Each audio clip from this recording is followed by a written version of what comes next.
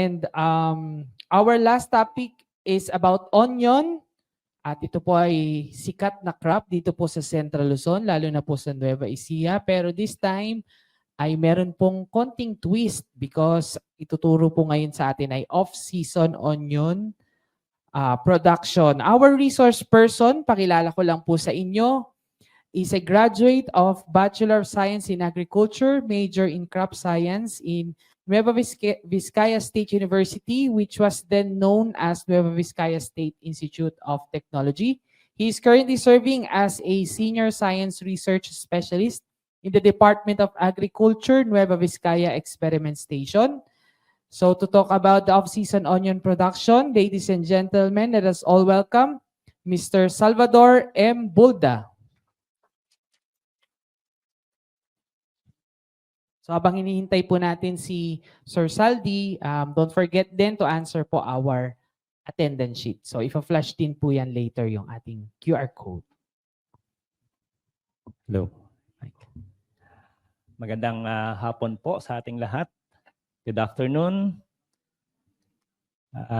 First of all, gusto po namin magpasalamat sa Bureau of Agricultural Research for giving us a chance dito sa ating seminar series para naman po maibahagi namin ang naging resulta ng aming pag-aaral dito po sa napakaingay na commodity.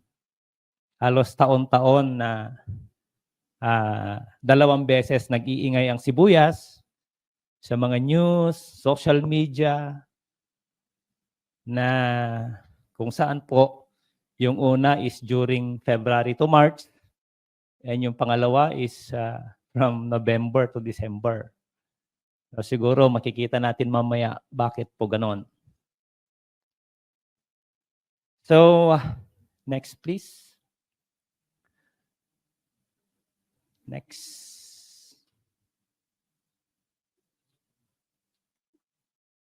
Tayo mag-move. Next, please. I would like to start my presentation with this quote. My wallet is like an onion. Yan ang sinasabi nila eh. When I open it, it makes me cry. Diba? It is a very common joke. Gas-gas na joke na yan.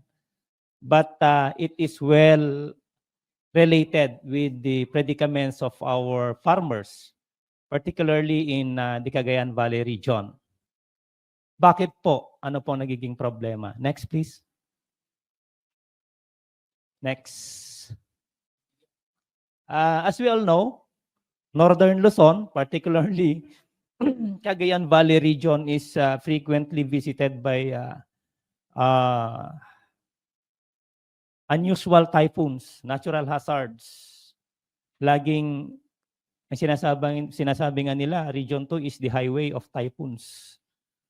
The expressway of unusual typhoons. Which causes yung heavy flooding. Another is, next please. Prolonged drought. Alam natin na ang Tuguegarao City is the hottest city or area dito sa ating bansa. Ano po? So ano po ang nangyayari because of these natural hazards? Next slide please. Yan po ay nakakaapekto doon sa productivity and profitability ng ating mga rice farmers and corn farmers, I should say. So napakababa po ang ating average yield base po sa data ng Philippine Statistics Authority from 2016 to 2020. Ang average yield lang po ng rice for Region 2 is around 4.5 metric tons. At ang kita po or the net income is around 20,000 plus. Napakababa po ng ROI at 40%. Another problem is yung pong seasonality ng ating napakaingay na commodity, ang sibuyas po. Next, please. Wherein during the harvesting period of the regular season, from February to March, nagkakasabay po ang Cagayan Valley Region at ang Region 3, particularly Nueva Ecija. Ano po ang nangyayari? Tumataas po yung ating supply sa market at kung magkaganon po, apektado po ang farm gate price. Naitala po natin nasa 30. Well, at least hindi po last year kasi mataas ang farm gate price. But the previous years, way back in 2014, 2015, bumaba po yan up to 8 pesos per kilo. Hindi na rin po binibili yung mga oversize, yung mga deform. Kaya anong nangyayari po sa kita ng ating mga farmers? Sa kalahating ektarya na tinataniman po ng sibuyas sa Nueva Vizcaya, ay kumikita lang po yung ating farmer ng around 86,000 pesos. Na ang return on investment niya ay nasa 86% din. So, lubhang mababa po. Kaya po, tuwing buwan ng February to March, napakaingay po ng ating mga farmers. Lagi nilang sinasabi na lugi magtanim ng sibuyas dahil mababa ang presyo. Pero pagdating po ng October, November, December, maingay po ang mga consumers.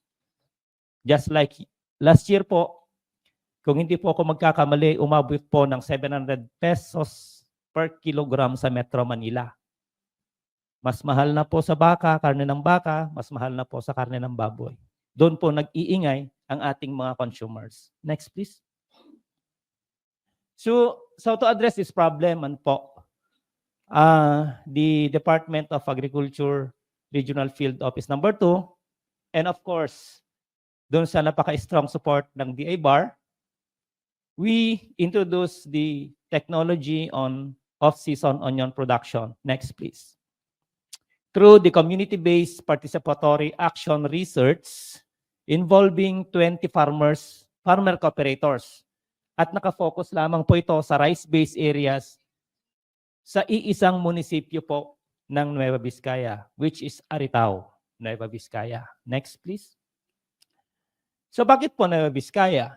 Base po sa ating mga nakalap na data sa Philippine Statistics Authority, ang probinsya po ng Nueva Vizcaya is the top 5 onion producing in the country. Ano po? And yung average yield po dito is around nasa 13 metric tons, but it has a potential of 20 metric tons. And sa Nueva Vizcaya po, we have 1,000 plus onion farmers. Next, please. So why Aritao Nueva Vizcaya? Yung pinagkandakan po natin ng SIPAR project. Ang Aritao Nueva Vizcaya po ay contributes 98% of the total regional production sa Cagayan Valley. So halos lahat po kinakain na sibuyas sa Region 2 ay nanggagaling po sa Aritao Nueva Vizcaya. Siguro dahil malapit sa Nueva Ecija at nakukuha yung kanyang klima and the practices ng ating mga farmers. Next, please. So paano po itong off-season onion production? Off-season onion production basically is a crop diversification and a crop intensification system wherein around 200 to 1,000 square meter, next please, is being allotted or integrated dun sa existing cropping system ng ating mga rice farmers. Ito po yung 2 beses silang magtatanim ng palay from April to October. Then magtatanim sila ng regular season for onion from November, maaani po siya ng March, February to March. And yung off-season onion production natin ay isisingit lang po doon sa ating existing cropping season or cropping pattern, which is magtatanim po tayo ng off-season onion from August and maaani po siya during the month of December in time po na wala pong supply ng sibuyas unless meron po tayong importation. So kung wala pong supply, ano pong nangyayari sa presyo? Medyo mataas ang presyo, farm gate price. At doon po natutulungan ng ating mga farmers. So paano po natutulungan ng technology na ito ang ating mga consumers?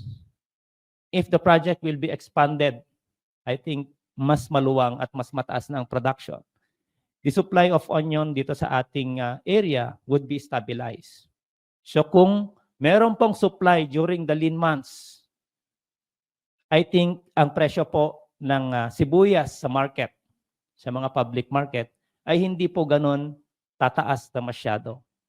So yun po yung aim ng ating technology, to help the farmers increase their income and also to help the consumers na hindi naman mabigat po sa bulsa ang sibuyas. Next, please. So paano po? How this technology works? Basically, off-season onion production is a combination of the existing technologies or practices for onion production. Meron lang po tayong dinagdag, meron lang po tayong binago ng konti.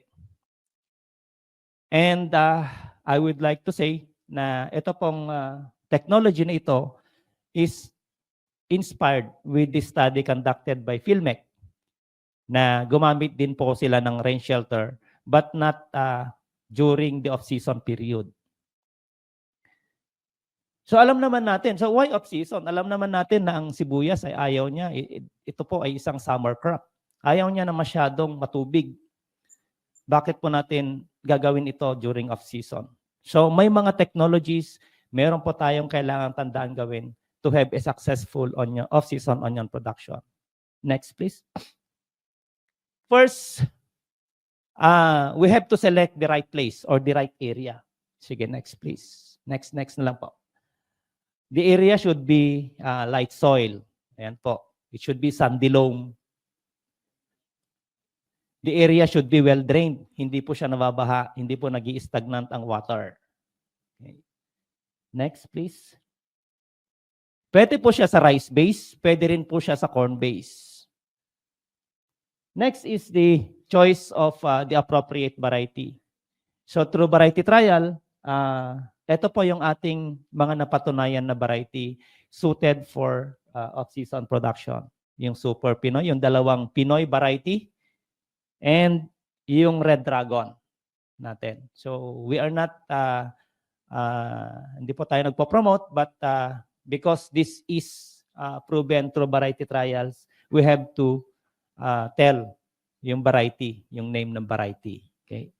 So noon po, Super Pinoy lang po ang ating ginagamit at yun po napatunayan natin.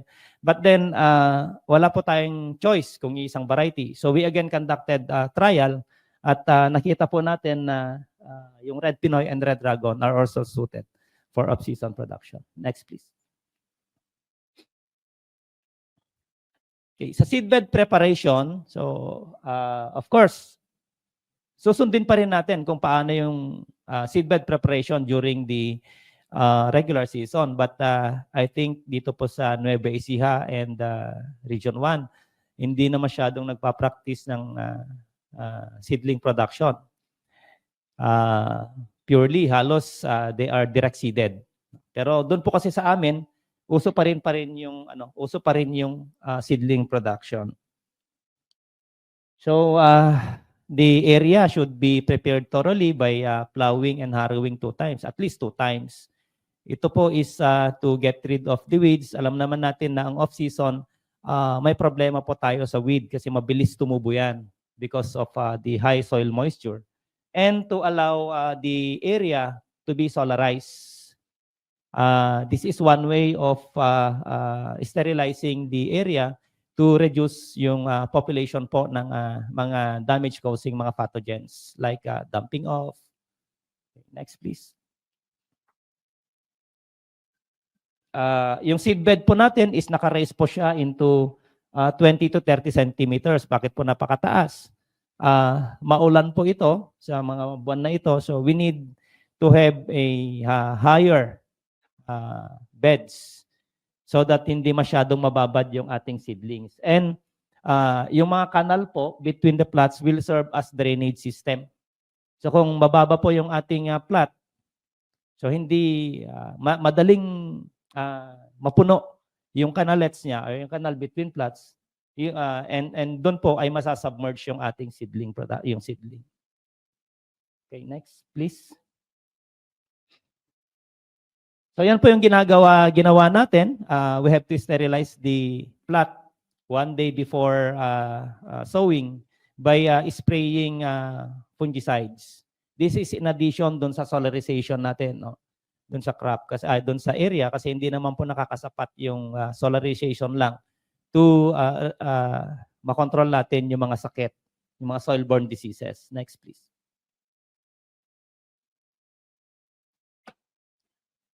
Okay, so usually ang practice ng ating mga farmers doon sa ating area is through broadcast. Yung sa seedling production or sowing of seed, but ang ginagawa po natin or ang ginawa po natin, ang tinuro natin sa ating mga farmers, especially those mga baguhan po sa sibuyas is, okay, next please. Sige. Yan po, the old style or the old school of sowing seeds na nagko-construct po ng mga canalets doon sa ibabaw ng plots, around 1 to 2 centimeters ang lalim po and mga 10 centimeters po ang distance. Then doon po binobroadcast yung seeds. Then tinatabunan ng fine soil and a mixture of fine soil and organic, fully decomposed organic matter. And pero doon po sa mga sanay na at kasi medyo laborious yan, yung mga sanay na is ang ginagawa na lang is broadcasting method. Okay, next please. Then gumagamit po tayo dito ng rice hull as a binder to protect the seeds from washing away during watering. Then immediately after sowing the seeds, nag-i-spray po tayo ng mga contact insecticides. This is to prevent the seeds from transferring by ants. So tatransfer po nila yan, ilalagay sa kanilang mga colonies. So wala po tayong mapoproduce na seedlings. Okay, next please. Ito po yung isang, I'd rather say na twist dito sa production natin ng off-season and production. Rain shelter is very much needed during this period kasi nga po maulan. Especially sa seedling production, sa seedling stage, napaka-sensitive po ng sibuyas pag ito po ay nababad or na-expose sa continuous rain. So paano po natin kinoconstruct yung ating protective covering? Ito po yung A-form tunnel type rain shelter. Bakit po A-form? Bakit yung mga nakikita natin usually is inverted U-hoop, yung paganon. No.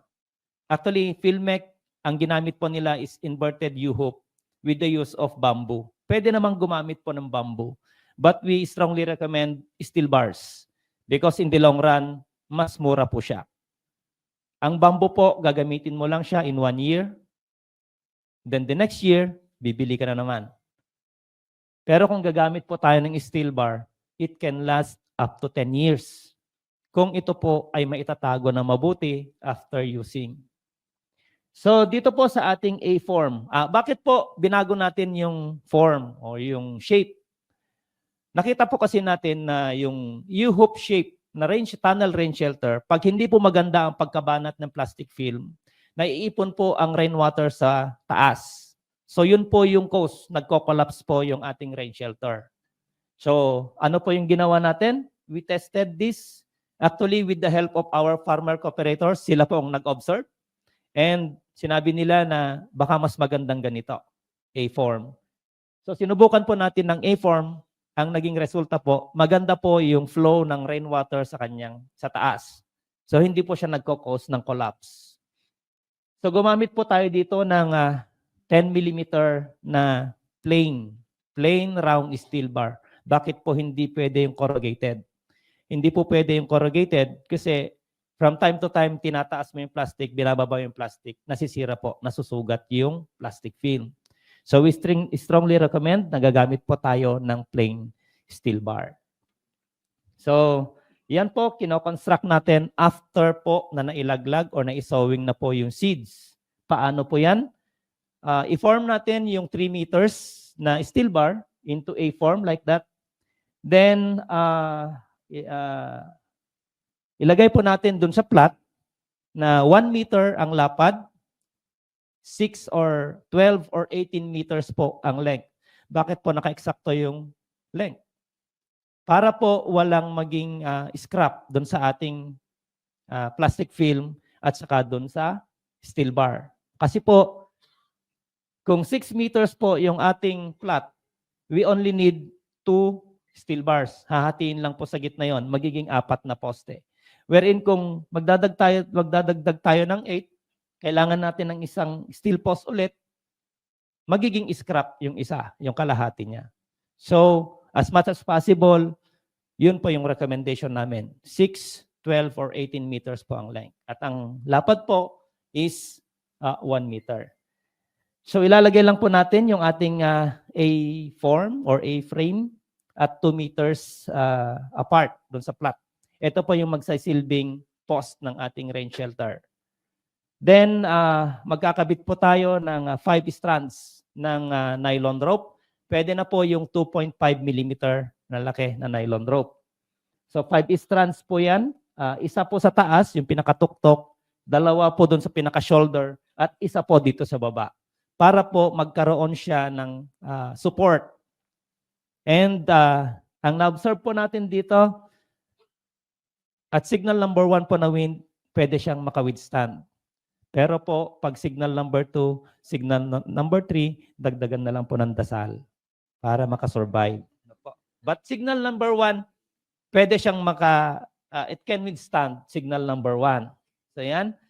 A wooden peg po ay nakakabit doon sa dulo, 2 dulo ng ating plot, around 1 meter from doon sa end ng plot. Doon po ikakabit yung ating nylon rope at saka yung polyethylene plastic film. Minimum po, pwede na po yung 0.06 mm or 60 microns. Pwede pong UV treated, pwede rin pong hindi UV treated. Kasi ang gamit lang naman po ng plastic film is to protect doon sa ulan. Sige, next please. Yan po kung paano ini-install ang ating plastic film. So ini-stretch, hindi naman po yung masyadong stretch, yung sakto lang para hindi magkakaroon ng parang bowl sa taas. At ikakabit din po ito tightly doon sa 2 wooden peg at the end of every plot. Okay, next. Then after po mailatag natin yung plastic film, kailangan po tayong maglagay ng binder rope every post. So every post maglalagay po tayo ng binding rope o binder rope, gamit din po yung 2.5 mm na nylon rope. So kung makikita po natin dito, yung plastic film, ang lapad po is 2 meters para po meron siyang around 30 centimeters na maiiwan po from the soil line. Kasi po hindi pwedeng hanggang sa lupa because kailangan po ng aeration.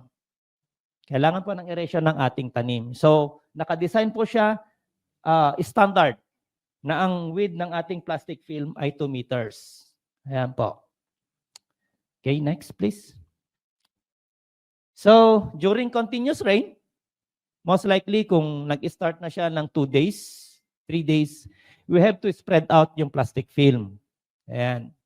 So, dyan na po nagkakaroon yung lagi po naming sinasabi sa aming mga farmers na ang off-season onion technology ay merong kasamang 3 letter. STS po yung sinasabi namin sa kanila. Sipag, tiyaga, at sakripisyo. Could you just imagine na kung uulan, babalik ka sa field, tatakloban mo, pag umaraw, tatanggalin mo ulit. But, yan naman po is kung may continuous rain. Kung umulan po ngayon, hindi naman umulan bukas, it's no need. Hindi naman po kailangan na itaklob natin yung plastic film. Next. Then yan, kung wala na pong ulan, we have to open. Hindi po pwedeng naka-stay lang yung plastic film natin. Kasi sabi ko kanina, alam naman natin na ang onion is a summer crop. It should be 100% fully exposed sa sunlight. Sige, next, please.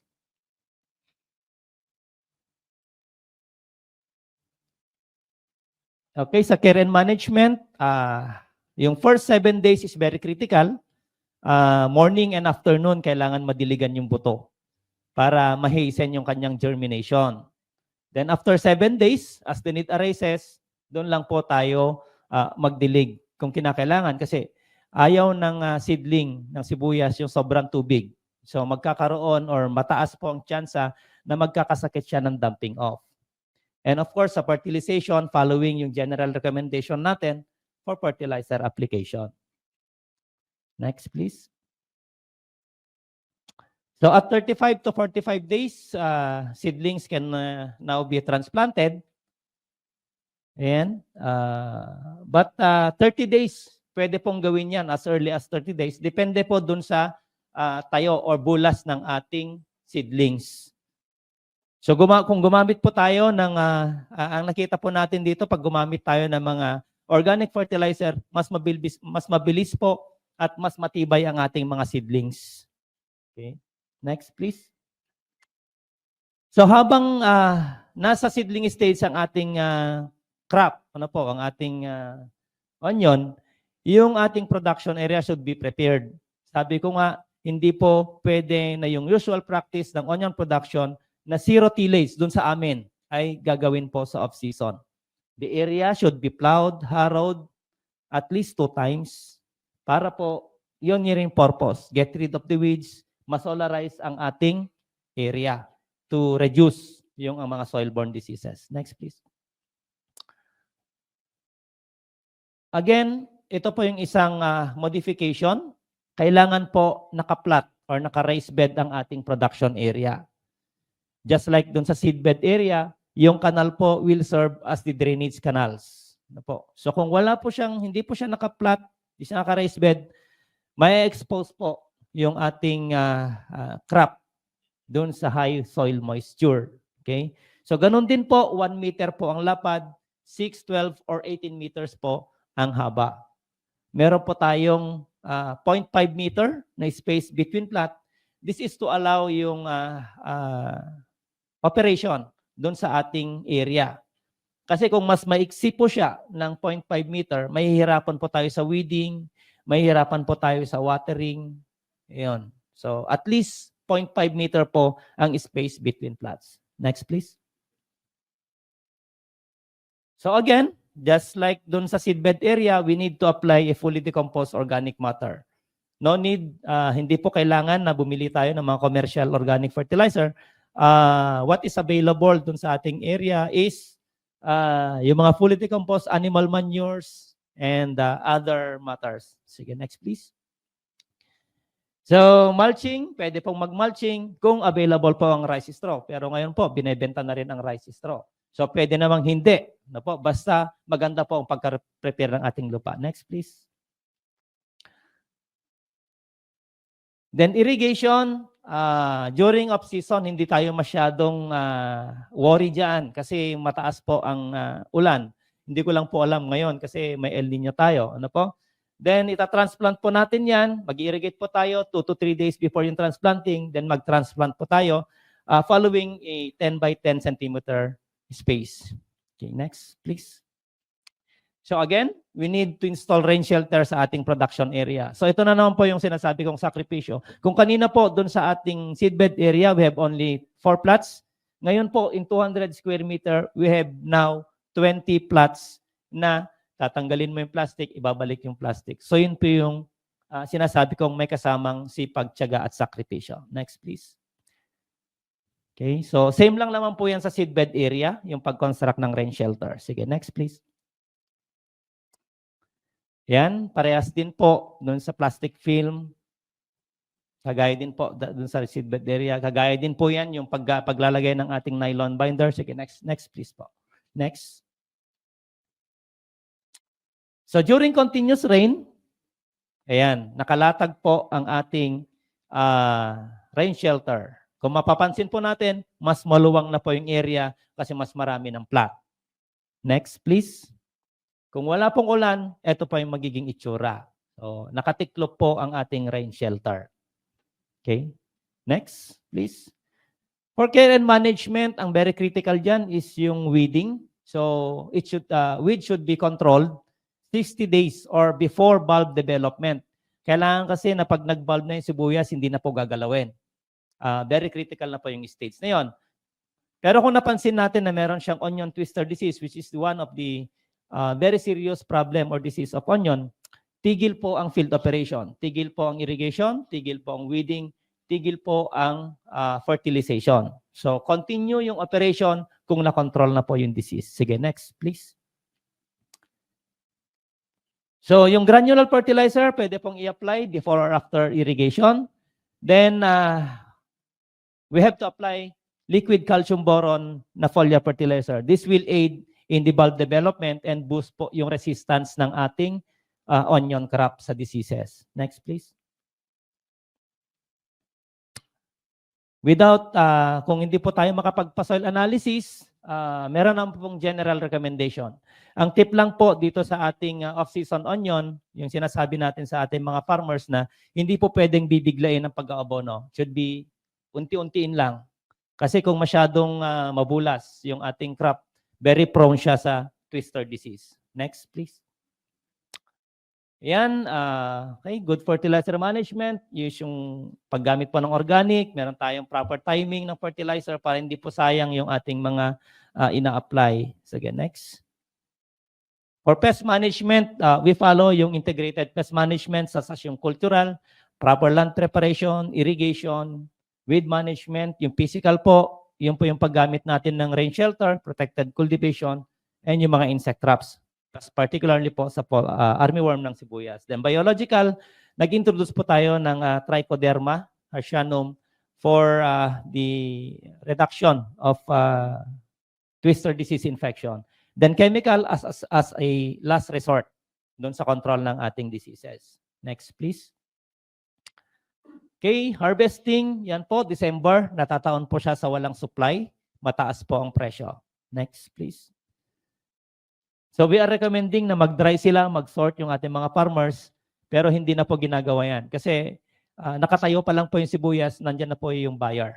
So standing crop, binabayaran na. Kasi nga walang supply, wala silang makuhanan. So wala na pong drying, wala na pong sorting. Unlike sa regular season na pinipili mo nila yung oversize, pinipili yung mga piwi, mga ganon, at iba-iba ang presyo. Dito po sa ating, dito po sa off-season, wala pong pagkakaiba. Reject man, oversize man, good size, pare-parehas po ang presyo. Next po. Of course, with the 5 years implementation of this project, hindi po tayo nakapag-experience ng problem. Sige, next po. With the promising result of the CIPAR, yan po yung result ng ating CIPAR from 2017 to 2019, doon naapektuhan po yung 2017 natin ng bagyo. So, next please. The project was scaled out, outscaled in 2020 to 2022. Hindi na lang po sa Nueva Vizcaya, but umabot na po siya ng Santo Niño, Cagayan. Next, please. So what was the result of this project? Next. Doon sa ating rice-based area, around 195 kilograms, ang harvest po doon sa 200 square meter. If you translate this into per hectare basis, around nasa 9.7 metric tons. So hindi na po masama yung yield na yon. Next, please.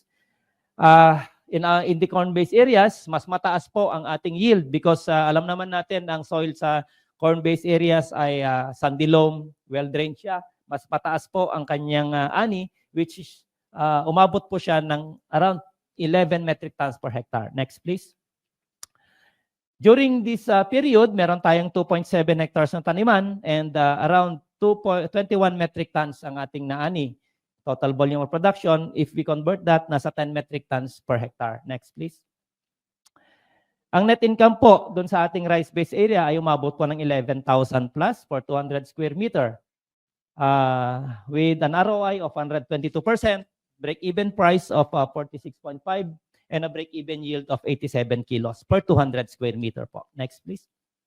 Sa corn base, mas mataas po siya, around nasa 22,000 with the ROI of 186%.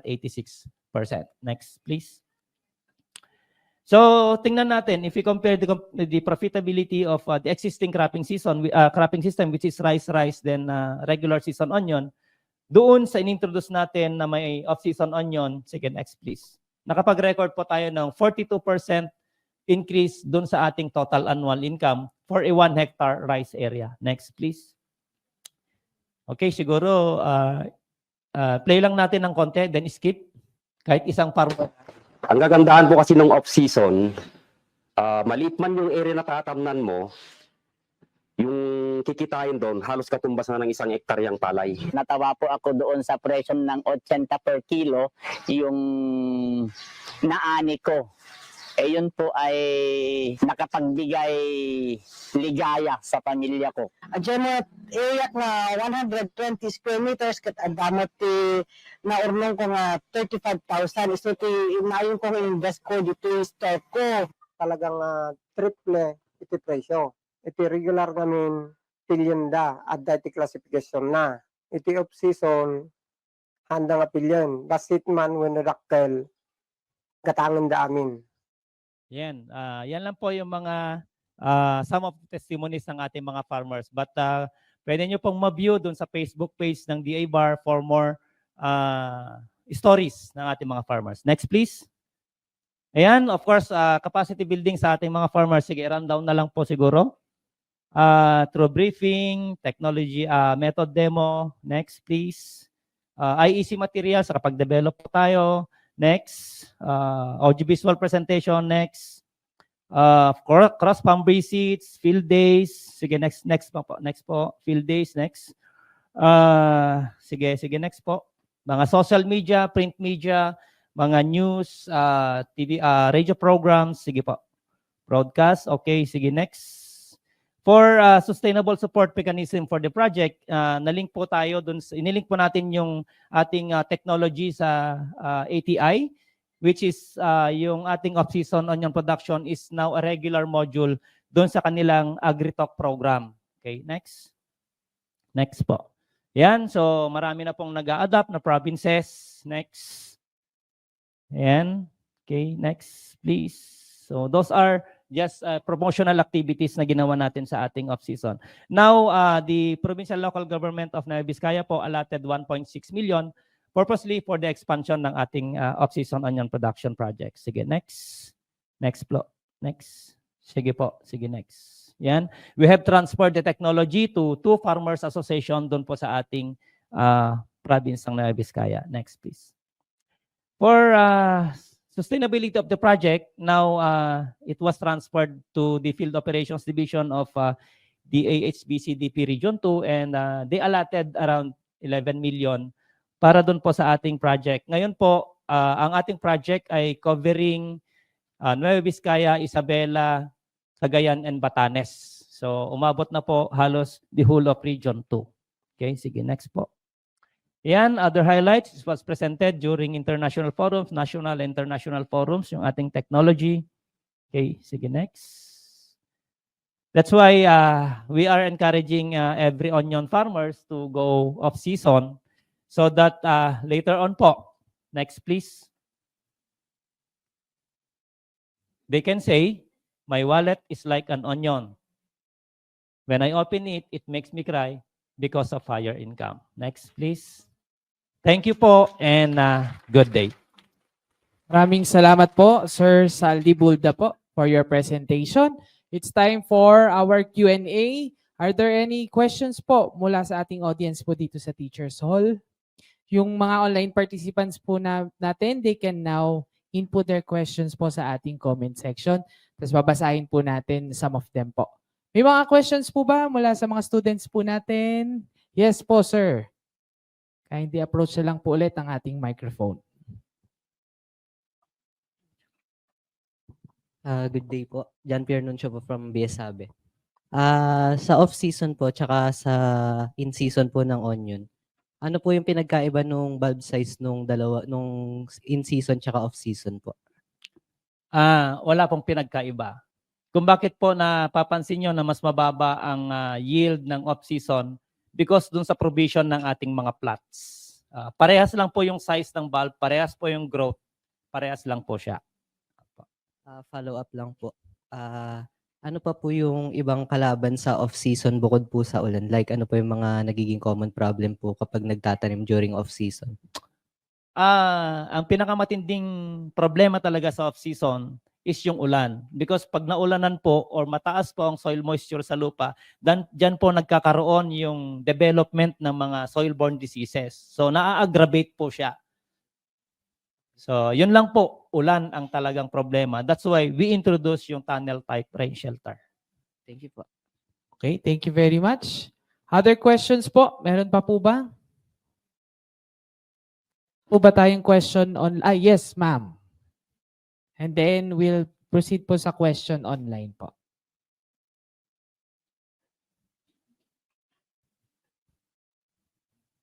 Good afternoon po. I'm Edgin Morales from Bisabe. Di po ako mag-aas ng question, maghihingi po ako ng advice. So, I will be conducting po ng study about the off-season din po ng production ng onion, but magagamit po ako ng technology which is the tower garden technology. So, ano po yung ma-advise niyo po sa akin? Since hindi po siya in like dun sa farm field na malawak po.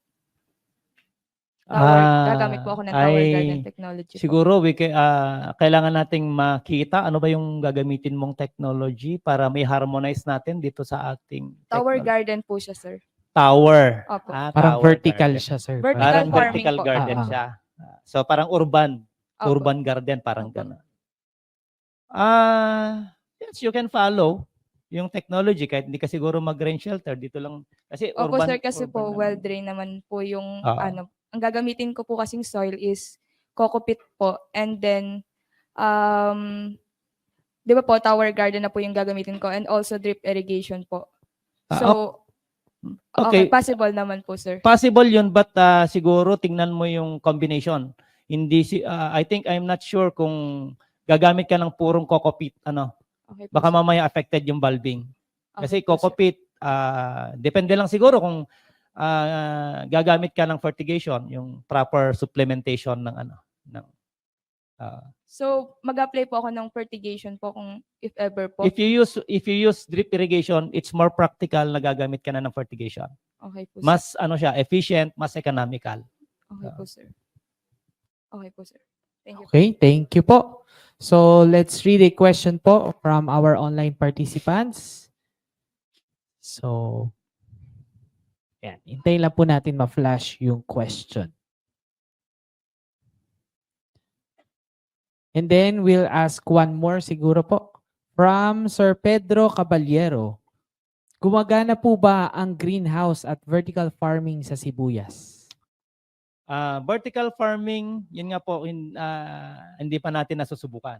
Pero at least meron tayong move dito sa ating mga student para makita yung vertical farming.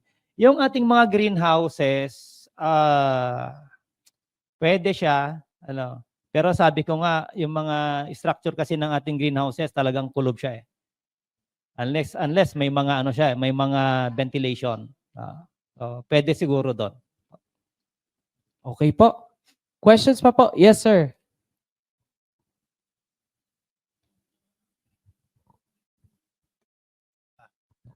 Good day po. Di ba po ang in-offered po na technology ay rice straw? Instead po ba ng paggamit ng rice straw, pwede po ba yung plastic bags, yung plastic mulching? Actually, nung unang trial natin, nung bago natin in-implement at sinubmit yung proposal sa VAR, we conducted yung trial doon sa mulching. Pwede po yung plastic mulch, but it's not practical.